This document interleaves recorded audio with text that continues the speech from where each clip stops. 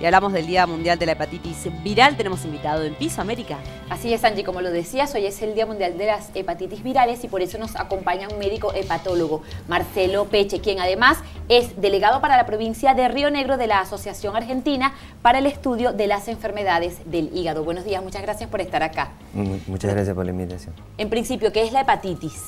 La hepatitis es una inflamación del hígado, ¿sí? Bien. Es, básicamente eso. ¿Cuál es la importancia de este Día Mundial de las Hepatitis Virales? O el objetivo también. Sí, desde hace ya, desde el año 2008 se empezó a trabajar desde la Organización Mundial de la Salud a raíz del reclamo de múltiples ONGs que nucleaban pacientes en el mundo entero para reclamarle precisamente a la Organización Mundial de la Salud que se tuviera un día en el año calendario que se hablara específicamente de las hepatitis virales para que la población mundial tome concientización del tema, se informe y para la comunidad médica también actuar sobre la educación que se necesita para prevenir estas enfermedades.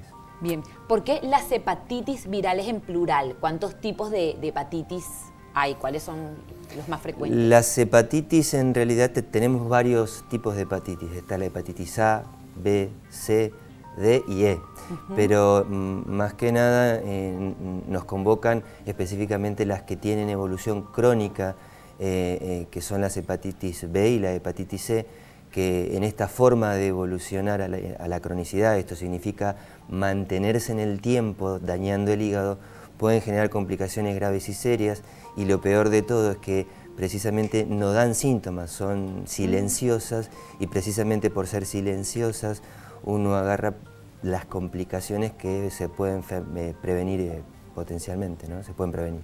Y si no dan síntomas, entonces, ¿cómo se pueden detectar?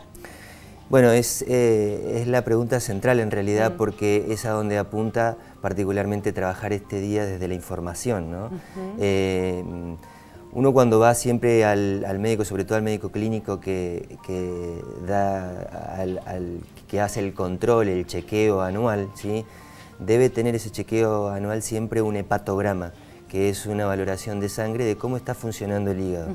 Es la forma que tenemos de encontrarla, porque si ese hepatograma da alterado, tenemos que buscar entonces las hepatitis, en este caso las virales, si es que son las que están produciendo la alteración, para actuar en consecuencia, sobre todo prevenir lo que puede venir después, que son las complicaciones más serias. Y para eso, el conocerla nos obliga posteriormente a saber cuál es el estadio evolutivo, es decir, en dónde está la forma que va avanzando para tratarla, obviamente. Eso en el caso de la hepatitis C, ¿sí? Para el caso de la hepatitis B, nosotros tenemos lo que es la vacunación, ¿sí? Y eso un poco también apunta un poco este día, que es estimular y dar conocimiento de que uno siempre tiene que estar vacunado y que no es una población selectiva, una determinada selección de población la que se va a vacunar, sino que hoy en día, al estar también en el calendario nacional de vacunación, esta vacunación tiene que ser universal, o sea, todos nos tendríamos que vacunar. Bien, hay vacunas solo para algunos tipos. La vacuna, exactamente, existe la vacuna para el virus A, ¿sí? que digamos, hace evolución aguda, no pasa la cronicidad, y hay vacuna para el virus B que, digamos, en este caso evitaría que uno se contagie con el virus para tener las complicaciones posteriores que son graves. Bien, ¿cómo podemos hacer prevención? Prevención desde el punto de vista de la hepatitis B es precisamente esto, vacunarse, ¿sí? Vacunarse.